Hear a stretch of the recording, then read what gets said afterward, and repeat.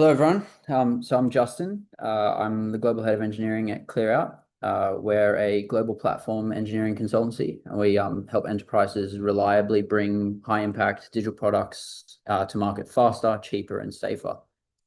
And today I'm going to share some practical, hard-won lessons from our journey in building both our own internal agentic-first developer platform, as well as the learnings from guiding our clients through these first steps into the world of generative AI and agents. We're going to cut through a lot of the noise, and I know there's lots in the world at the moment and distilling information, but we're going to cut through that and get from hype of AI to a state of real autonomous capability in your engineering organization. So it's impossible to ignore the headlines. We're being promised a future where autonomous agents are going to add trillions to the global economy, where the self-driving enterprise is just around the corner. We're told that these agents will handle our operations, optimize our systems, and accelerate our delivery in ways that we've never seen before. The hype can definitely be deafening, but the technology underneath is real and the potential is transformative. The question isn't if it's coming, but how we build it right. That's our job as our platform engineers. Whilst that's the promise, for those of us working in large enterprises, the reality on Monday morning often looks a little bit different. We're not in that shiny, autonomous future. We're faced with the day-to-day reality of our own environments, complex, sometimes tangled web of legacy systems, siloed data, and API access. Processes that have built up over years. That gap between the promise of AI and the practical reality of our enterprise can feel like a massive, uncrossable chasm. This gap between the glossy promise and our complex reality isn't just a challenge. It's the signal that the very mission of our platforms and platform engineering is evolving. The gap forces us to evolve the very mission of our platforms. And for years, our focus has been clear and it's served us well. We've built platforms for developers. We've worked tirelessly to reduce their cognitive load and to shorten those feedback cycles. We've abstracted away immense complexity of the modern infrastructure that we've internally created ourselves. That has been and continues to be an incredibly value stream of work, and it will underpin a lot of the work that you find in your agentic journey. But today, we stand at the precipice of a new era. The introduction of powerful autonomous agents doesn't just give us a new tool, it gives us a new mandate. And while the fundamental role of an engineer in this world may evolve, our day-to-day tasks will change, how we interact with platforms may change, but our core mission as platform builders remains the same. It's to empower engineers to build that great software. The future is and always has been about augmenting the human and freeing our most creative minds to work on what truly matters most. This is about taking the toil of chasing down root cause of a build failure, manually triaging tickets, or writing boilerplate code off of our senior engineers' plates, so they can focus on hard problems. The next generation system architecture, solving deep performance bottlenecks, or designing the breakthrough feature for our customers. To do this, we must start building platforms for a collaborative ecosystem of both human and agent personas. Our platform must now serve these two distinct first-class citizens. Where previously we had one first-class citizen, the human, we've got this new first-class citizen. For the human developer, this means continuing to provide the intuitive self-service workflows they rely on today, but it also means supercharging them. That create new microservice button in your developer portal is no longer just a simple script that clones a repository. Now it can trigger a sophisticated agent that not only scaffolds the service, but also intelligently provisions the right cloud resources based on contextual golden paths from the service descriptor and system intent. It can set up a default monitoring dashboard with relevant alerts and stitches together your first-class CI/CD. The platform becomes an active partner, enabling complex, non-deterministic automations for the developer, all while they stay in control. Sorry, I see some messages in the chat there. Is everything all good with the screen, or? Yeah, can people let us know if you guys can see the presentation? Because I can see it, so just want to make sure everyone can see it. What slide can you currently see? Right now I'm seeing the evolving mandate Is that slide. what everyone else is seeing? Yep, yep. Right. Okay, so for the people, sorry for interrupting, but like just for the people who cannot see it, maybe try rejoining. Um, yeah, sometimes I don't know, it focuses more the speaker than the presentation itself. But thank you. Cool. So yeah, the platform now becomes an active partner. It enables a complex, non-deterministic automation for the developer, all while giving them control. But to power that rich, agent-driven experience for the human, the platform must also serve its new autonomous agent persona. The requirements are different, and in many ways, far more demanding. An agent doesn't need a pretty interface. It needs a rock-solid foundation of reliable, observable, and machine-readable APIs and agentic primitives. It demands a level of engineering discipline and contractual clarity from our platform that, frankly, our human operators often let us get away with. It's an incredibly high bar for the reliability and trust that reveals the fundamental platform blockers for true human agent collaboration. When we look at our enterprise reality from this new perspective, the three gaps that are holding us back aren't just abstract technical problems anymore. They're barriers to this critical human agent collaboration. An agent cannot be effective and it cannot collaborate with a developer if it cannot access the same trusted data. That's the data gap. Collaboration is impossible if they can't interact with the same systems through a common, reliable interface. That's the integration gap. And most importantly, no developer or enterprise is going to partner with or hand off work to an agent they can't understand nor trust. That's the trust gap. Solving these gaps is the core work of building our modern agentic-first platform. This brings us to the core question. What is the first practical, platform-driven step we can take to start building this collaborative ecosystem? The answer to that question isn't a new piece of tech. It's a new way of thinking. It requires a new mindset. It starts with a strategic choice. Many enterprises begin by building these one-off POCs, and while this can deliver isolated wins, it often results in the collection of artisanal AIs. These are brittled, siloed, and impossible to scale. I'm sure this might resonate with people today that have engaged in this new path. A smarter path is adopting a foundry mindset from day one. This doesn't mean you need to build a giant factory up front. It means that you need to be cognizant that every agent or agentic workflow or primitive you build is an opportunity to forge a reusable asset for the future. You're not just building a tool, you're building the capability that makes building the next tool or agent easier. As these primitives mature, they don't just empower agents, they start to empower the rest of the engineering cohort. For example, a robust LLM inference primitive can be used to power your engineering coding assistants and CLI tools. And these are the likes of Klein, Roo, Ada, Cursor, etc. All of these can be enabled with this LLM inference primitive with enterprise-grade security and authentication baked in. Adopting this mindset has a powerful and tangible result. It allows you to organically grow and scale a digital foundry. This is your agentic-first developer platform. The foundry is the platform that emerges and it grows over time. And it's built upon a foundation of core platform primitives. This process incubates the capabilities and collaboration that will eventually enable your agents to operate at scale in a way that's secure, reliable, and trustworthy. Think of these primitives as the advanced machinery for a factory floor. They're the core capabilities that enable every agent and workflow to function. These are things like a model garden for secure LLM inference. This is often coined an AI workbench, and in our ecosystem is probably the first step that you're all familiar with. A runtime service layer for interacting, triggering, and scheduling agents and workflows. This is how we trigger them.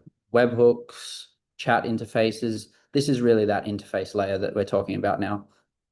We have a core agent framework that provides the chassis for reasoning, memory, and planning. And then we have an observability suite that helps ground our trust and control in these non-deterministic ecosystems. In the past, we've set up these control structures in a way where you've got a manager and your engineers, and there's a level of assurance you get out of the process. As engineers, our mandate now in this observability suite is to create that same construct that gives us that verifiability and control that we're so keen to have in a system like this.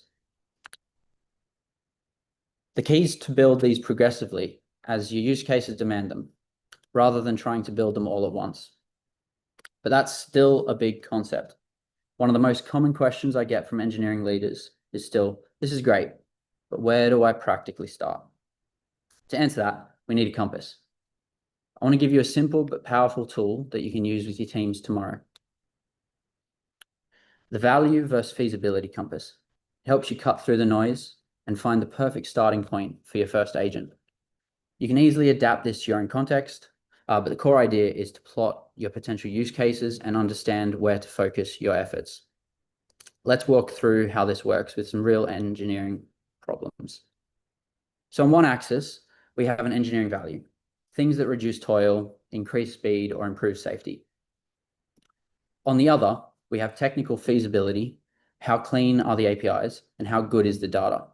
Do APIs exist, or do we have to build them first? But to truly de-risk our first project, we should add a third dimension to our analysis. This is the integration complexity. Think of it like a tool count. How many distinct systems, data sources, or APIs does this agent need to connect with to get the job done? This helps us estimate the initial effort required to build the first set of primitives to get a use case across the line. With this three-dimensional view, our strategy becomes crystal clear. We can rule out the low-value, high-feasibility tasks as targets for our first POC. The upfront costs of implementation won't yield a meaningful ROI right away. As the platform evolves, though, the barrier for implementing some of these tasks become negligible, and then we can target them. We can also park the high-value but low-feasibility moonshots, like an agent that can autonomously refactor a core monolithic service. These are exciting, but they require a level of data quality, integration, and governance that most enterprises simply don't have. Our focus is on the Goldilocks zone. These use cases that are high value, high feasibility, and have a low integration count. These are our targets, things like enriching the PR process or shift left analyzer. They deliver a tangible value and they're technically achievable. They don't require us to build a plethora of different connectors just to get started. This approach is key. And as your foundry evolves and your library of primitives and connectors grows, this tool count becomes much less of an indicator. Eventually, adding a new integration isn't a project. It's a function call. It's an extension of your agent. But for the very first step, minimizing this complexity is crucial. So using this compass, we've identified our target, the PR enrichment agent. This is an example that we went through as an organization when we built our own, and it's one that we often go through with our clients. Let's look how this single use case evolves over time and how it both consumes and creates platform primitives. Crucially, we don't start at the end goal. We start at the simplest possible version.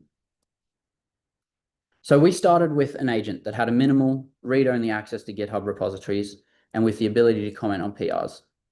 We used a PAT, we used GitHub Actions and GitHub APIs. Its only job was to read a pull request and post a high-level summary as a comment.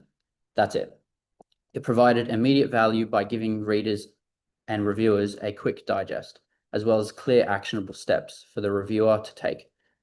These were things like focus on critical changes in X, focus on abstraction Y, as it has a high risk of introducing bugs in Z. This simple POC forced us to build our very first primitives. A basic version 1 of our GitHub connector. This was a couple APIs. This was a tool call. This was a tool interface that we integrated in. A V1 model garden. This doesn't have to be an entire suite on top with RBAC and models. We started very simply by integrating into Bedrock. We made an API call into Bedrock with a thin layer on top of it. And the last thing we created was a V1 of our agent framework.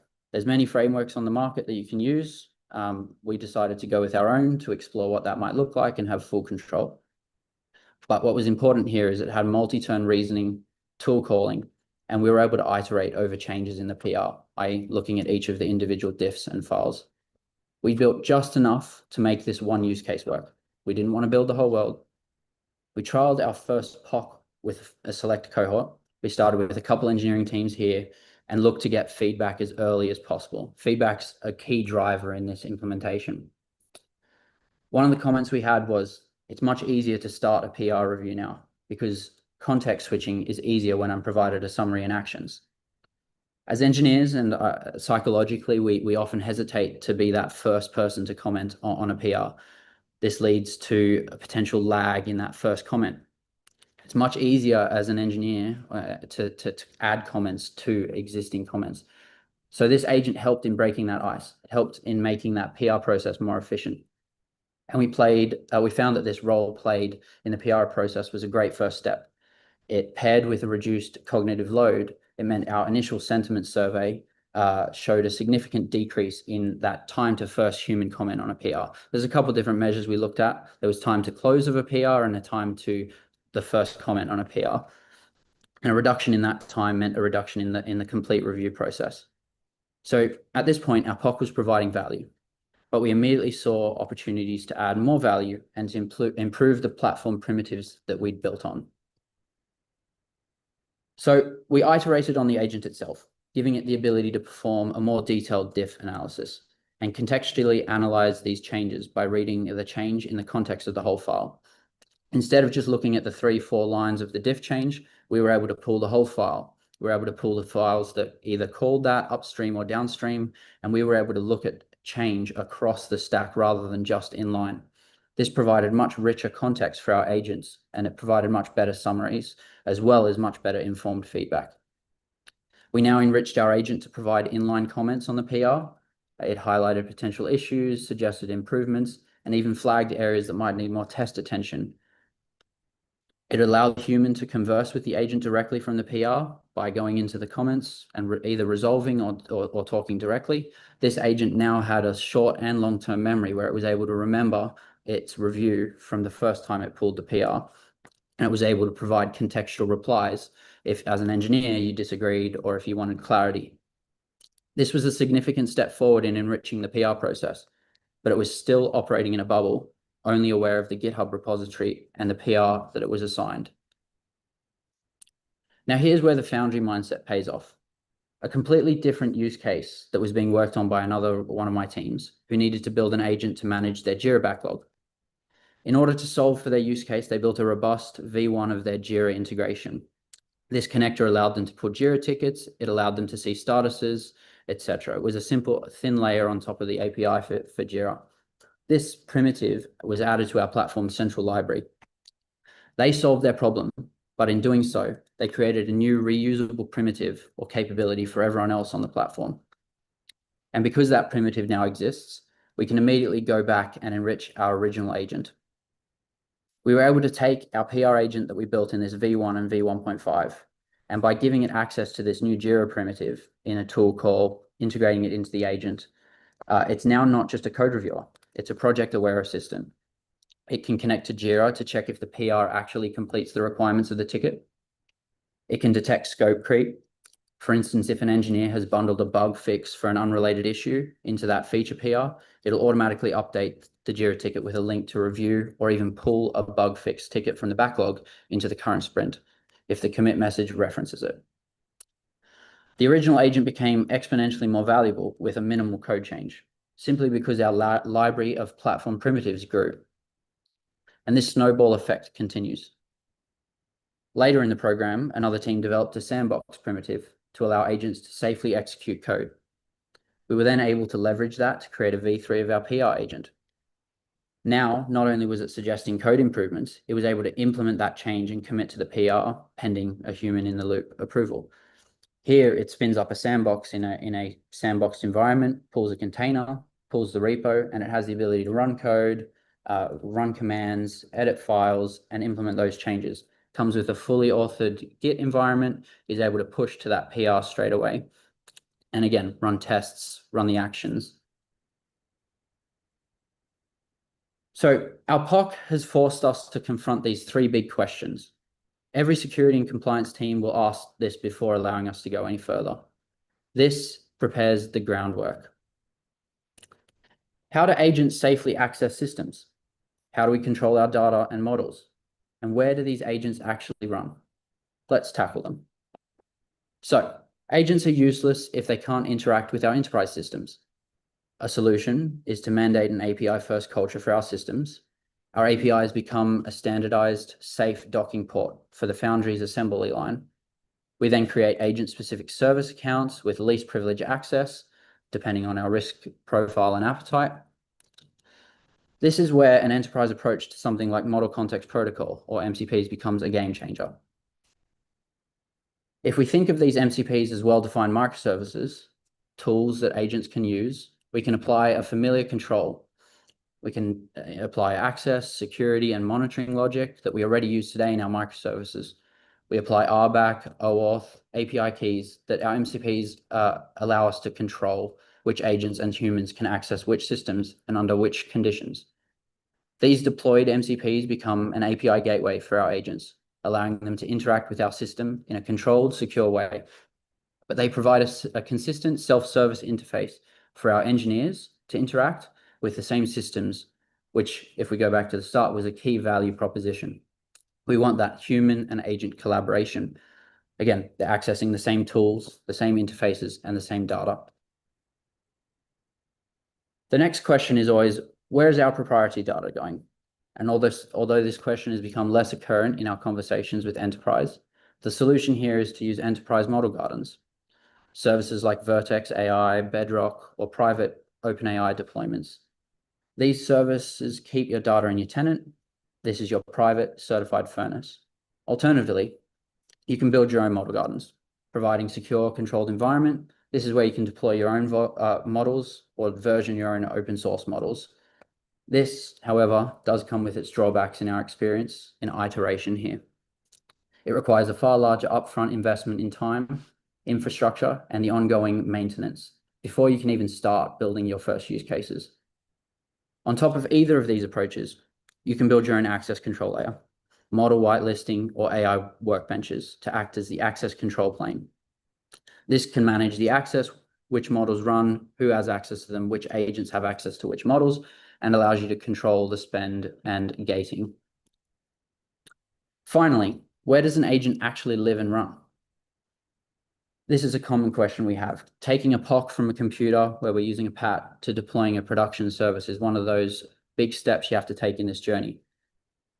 The answer is to treat the agent hosting as a first-class platform product and not an afterthought.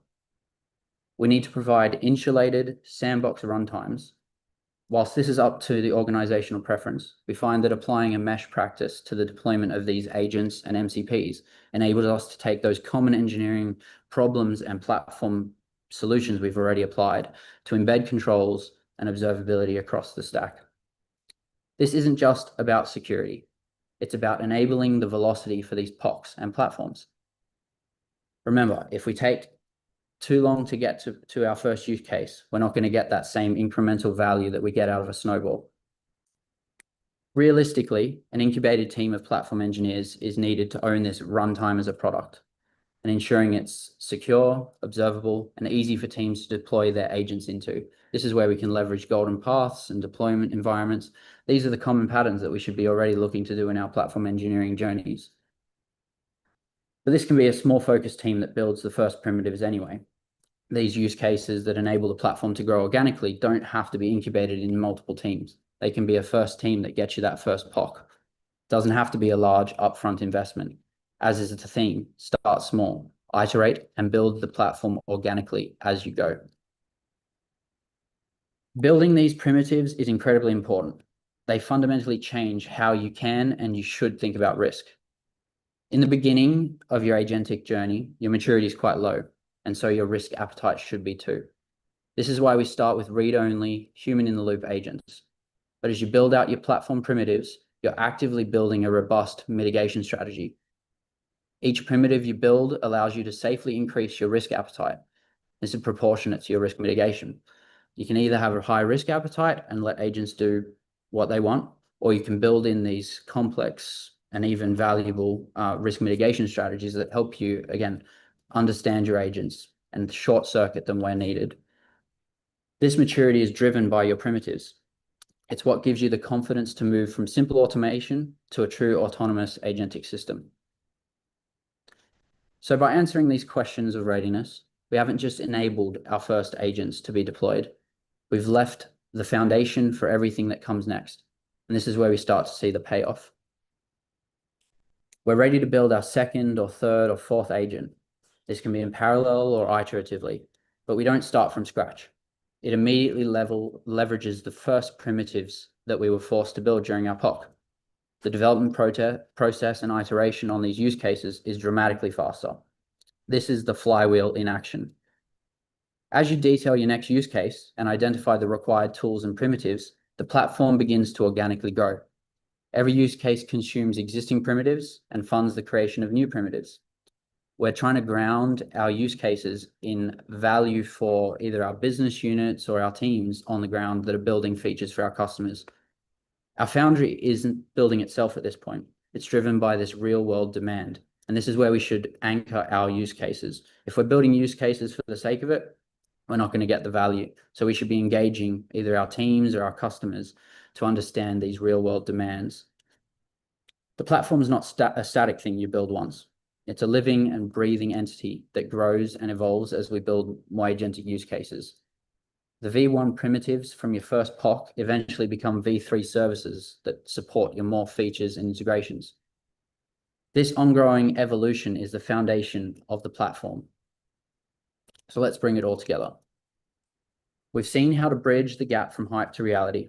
The key is to start small with a POC that you identify with high value. Remember, engaging with your customers, engaging with your business units, engaging with your teams that are on the ground, building those features for customers.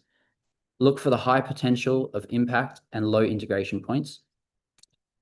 But when you do this, you must approach it with that foundry mindset, ensuring that every agent you build also helps build your platform. That next agent and that next tool should help build that next agent. It becomes this iterative snowball. So after today, your first step isn't to design this giant platform. It's to define and find your first small, valuable process to automate. Build your first agent, whether that's on your own agent framework or an open source agent framework, but build it like it matters, because it does. Done right, the first step becomes a foundation that your entire agentic platform will stand on. If you'd like to connect with us to discuss first steps and how we can help, feel free to reach out to me or any of our platforms and connect. And if you want a friendly chat about anything agentic and platform engineering, I'm always around for a discussion, no matter how technical or high level you'd like to go. Cool.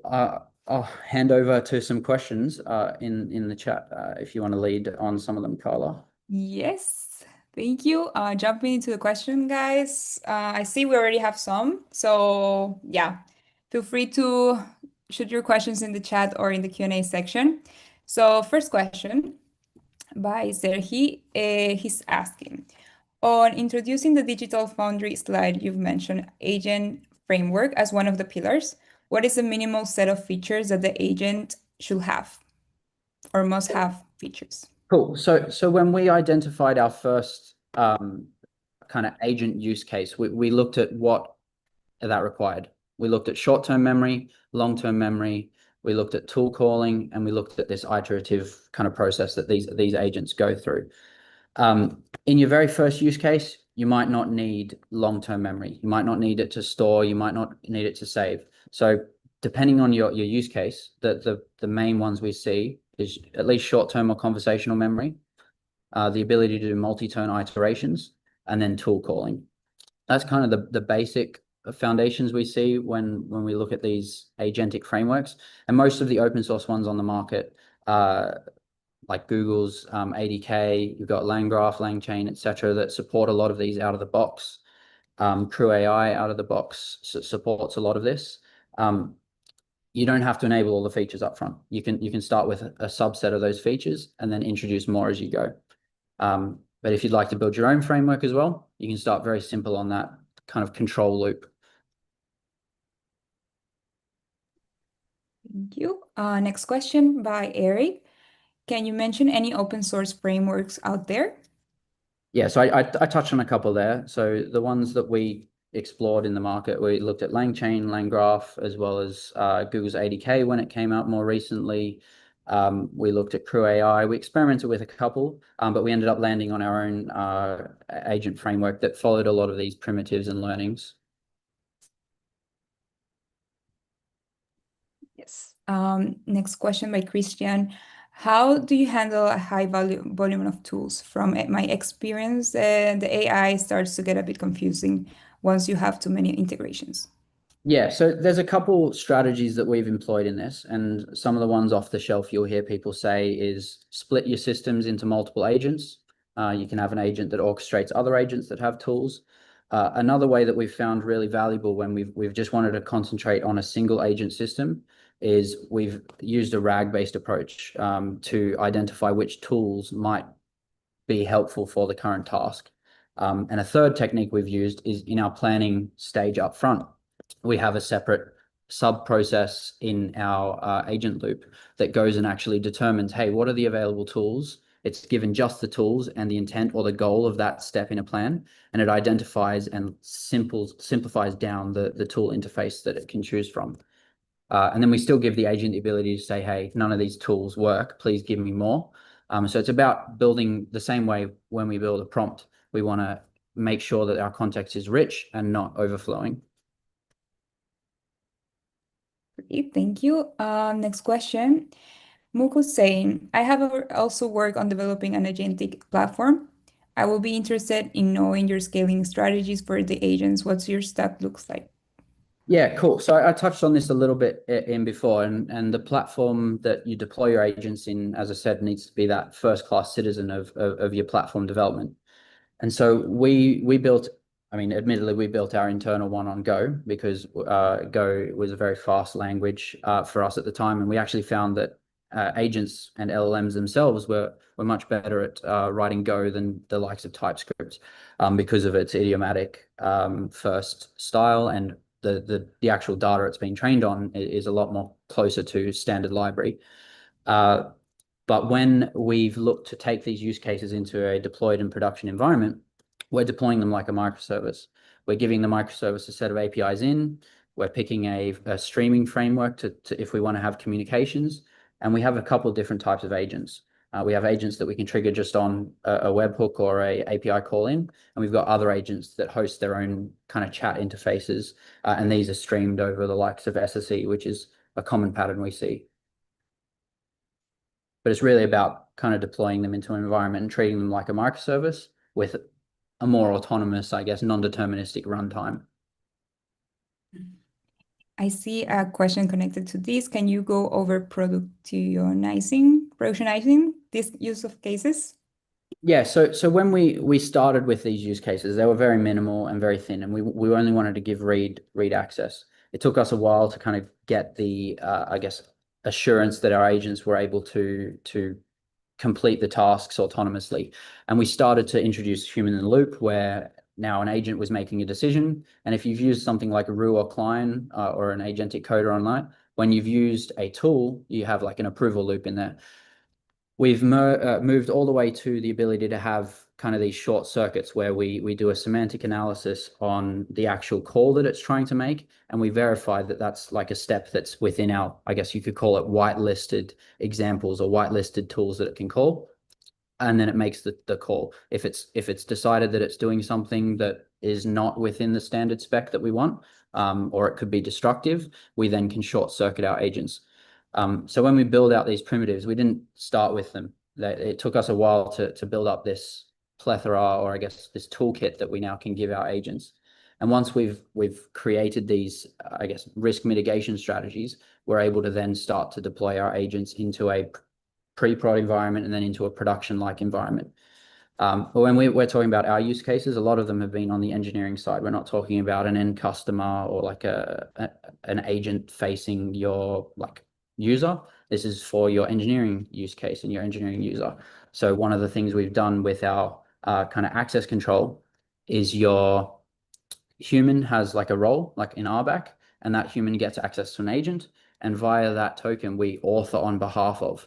So we enable the agents to do activities the human could have done themselves, and we author them against that human. So there's a couple different strategies we use in getting these into production, and we definitely look at how that collaborative ecosystem with the human and the agent works. Thank you. Another question, how do we start learning or working and building projects with agents more of like that can be useful for resume? I am new to agents, LLM stuff. Yeah, so I'd start small, the same with everything. I'd go learn, like, prompt engineering is kind of the first step that you take on this journey. Start using the likes of ChatGPT, Gemini, all online to understand how you prompt an agent to do something and get it back. I'd move into how tool call works after that, because tools underpin a lot of this agentic platform.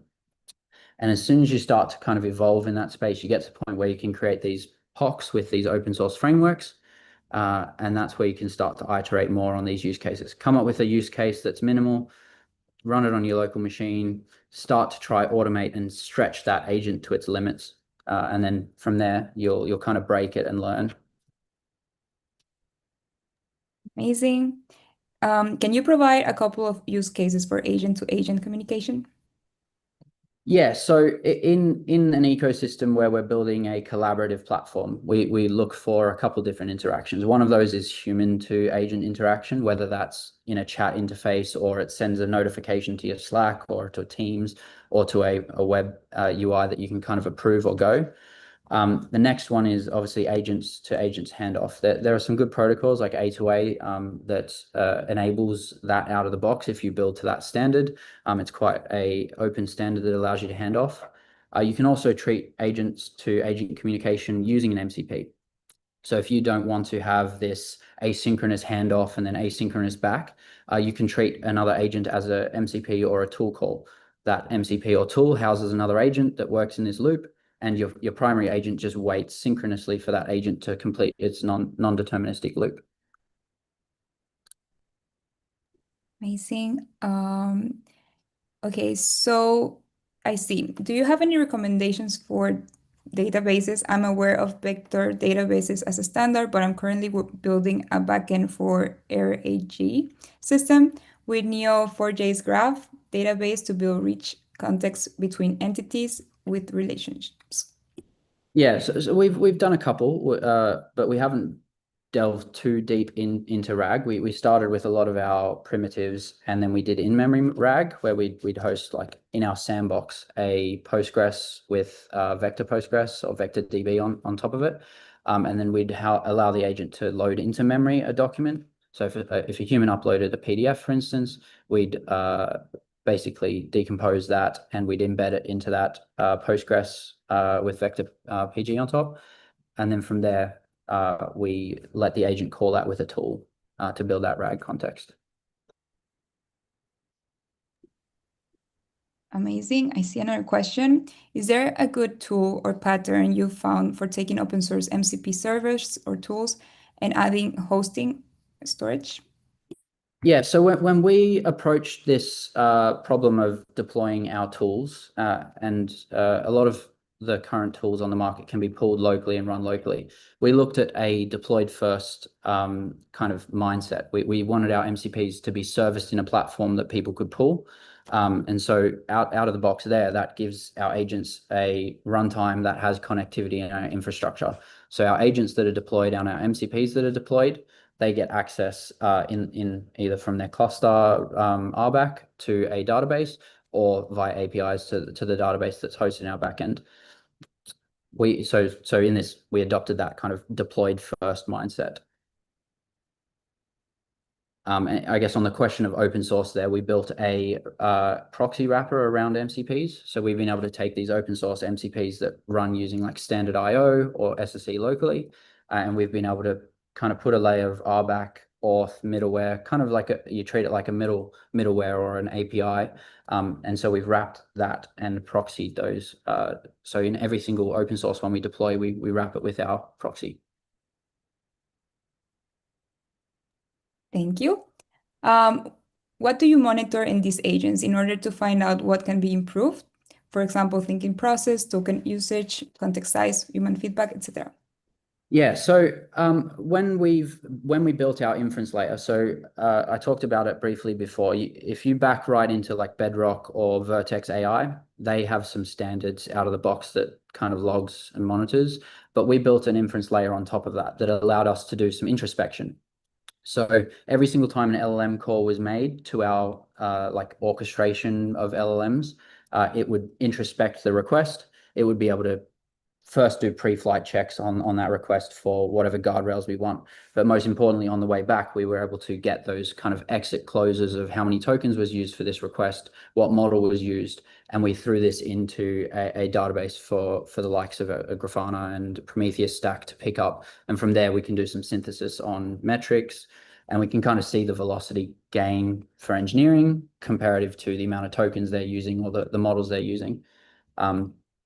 In terms of context windows, we've done a couple things that kind of use that. We use an evals based framework when we monitor I guess when we deploy a new agent, we do an eval on it, and we kind of go through a different set of context management strategies.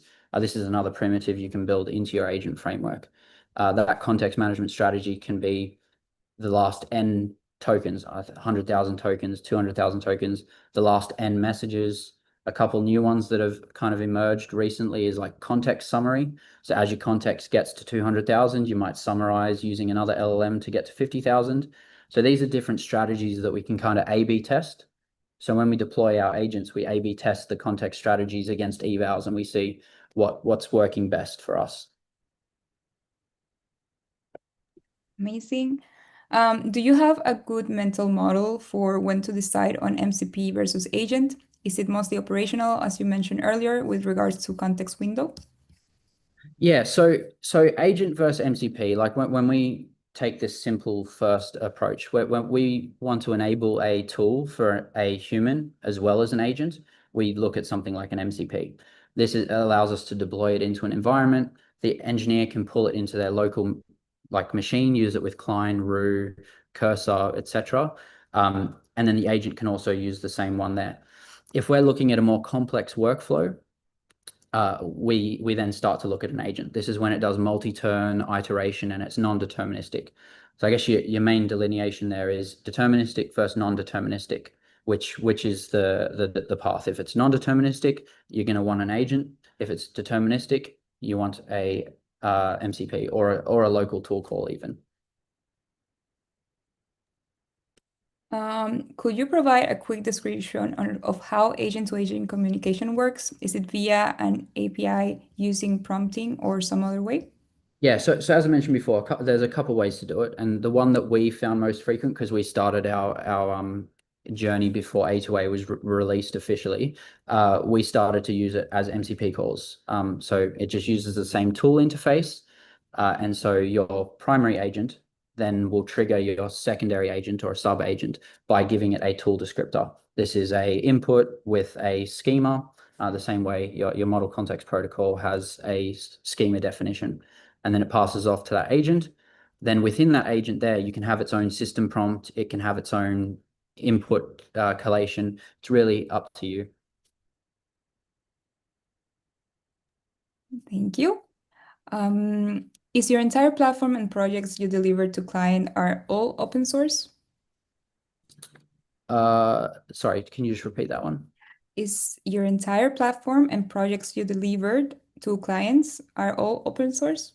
At the moment, no. Our platform is in a closed source state. Thank you. Now, Eric is asking, did you leverage any open source workflow orchestration frameworks when building your agentic platform? So when we were testing it out, we started to look at like the very first one we looked at was like LangChain. And then after that, we started to go into like a no code to see what we could get out of these. And this is like N8N, for instance. And we played around with a couple of the agent frameworks, which you can, in some ecosystems, they call them workflow orchestration. But we ended up building our own workflow orchestration, which was based off a webhook handler. Okay. Is there a platform you recommend for building agentic workflows? Do you have experience with, or would you recommend N8N or LangChain? Yeah, it depends on your end goal. So when we decided to tackle this, we had the option to use an open source one, but we also had the option to build our own. The reason we decided to build our own was because we wanted to understand the fundamental control loop, and we wanted to implement our own controls and solutions. If your intent isn't to go to that level of depth, using something open source is perfectly great. Like if you're experimenting and you want low code, no code, N8N is a great, really easy one to set up. But if you also want to get your hands a little bit dirty with code, Google's ADK is very recent, comes out of the box with a chat UI that allows you to kind of introspect the decisioning that an agent makes. So you can kind of see, hey, why did it make this tool call? And then what did that tool call actually do, and what was the result, which is a really good thing for both learning and kind of seeing your agents as you're developing them. Thank you. What kind of strategies have you used to make sure that the agent is using the optimal time costs wise execution flow?